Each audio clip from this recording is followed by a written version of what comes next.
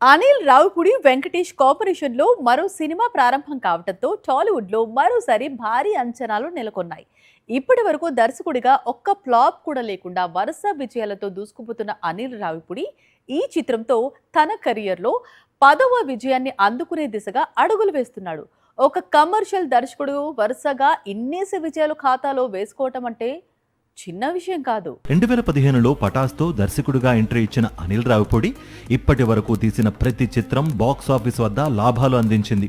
నిర్మాతల దృష్టిలో ఆయన సినిమా అంటే రిస్క్ తక్కువ, రికవరీ ఎక్కువ అనే అభిప్రాయం కూడా ఏర్పడింది. అనిల్ రావిపూడి సినిమాల్లో క్లిష్టమైన కథలు ఉండవు, కానీ ప్రేక్షకుణ్ణి 2 గంటల పాటు ఎంటర్టైన్ చేసే అంశాలు మాత్రం పుష్కలంగా ఉంటాయి. అందుకే ఆడియన్స్ పల్స్ బాగా తెలిసిన దర్శకుడిగా ఎదిగాడు అనిల్ రావిపూడి. చాలా వరకు కమర్షియల్ చిత్రాలు, యాక్షన్పై ఆధారపడితే అనిల్ రావిపూడి మాత్రం నవ్వుల మీద ఎక్కువగా దృష్టి పెడుతూ ఉంటాడు. థియేటర్స్కి వచ్చిన ప్రేక్షకుడు చిరునవ్వుతో బయటకు రావాలనే ఉద్దేశంతో సన్నివేశాలు రాసుకుంటాడు.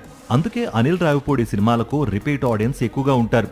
వెంకటేష్ అనిల్ రావిపూడి కాంబినేషన్ ఇప్పటికే విజయవంతమైన బ్రాండ్ గా మారింది. వెంకటేష్ కామెడీ టైమింగ్ ను పూర్తిగా వినియోగించుకోవడంలో అనిల్ కు ప్రత్యేకమైన అవగాహన కూడా ఉంది. ఇప్పుడు పటాస్ హీరో కూడా వీరికి తోడయ్యాడు.